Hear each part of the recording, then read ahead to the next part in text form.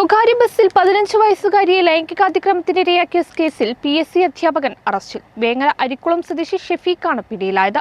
May 27-നാണ് കേസിനാസ്പദമായ സംഭവം. കോട്ടക്കൽ നിന്ന് വളാഞ്ചേരിയിലേക്ക് വരികയായിരുന്ന സ്വകാര്യ ബസ്സിലാണ് 15-കാരി ലൈംഗികാതിക്രമത്തിന് ഇരയായത്.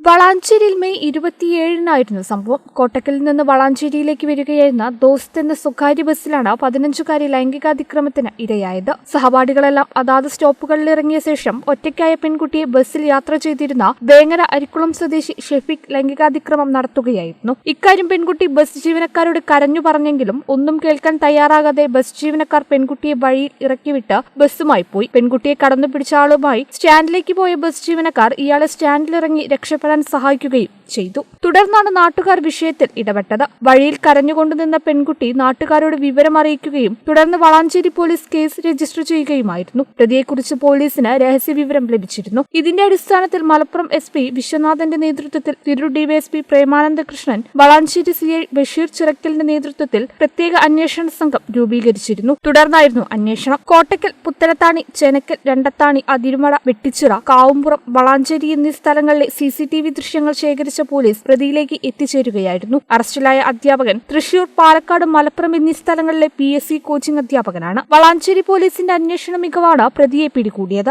മാസ്ക് ധരിച്ച ഷെഫീഖ് ലൈംഗികാതിക്രമത്തിനിരയായ വിദ്യാർത്ഥിനിയോട് അധ്യാപകനാണെന്ന വിവരം പങ്കുവച്ചിരുന്നു. ഇതും പ്രതിയെ പിടികൂടാൻ സഹായകമായി. അന്വേഷണ സംഘത്തിൽ Valanchery CI Basheer C Chirakkal, SI Job, SVPUമാരായ പ്രമോദ്, നിതീഷ്, ഷെഫീഖ്, CPOമാരായ മനോജ്, നാസർ, വിജയനന്ദോ, തിരൂർ ഡാൻസ് സ്റ്റാഫ് അംഗങ്ങളും ഉണ്ടായിരുന്നു. കേരള വിഷൻ, വളാഞ്ചേരി.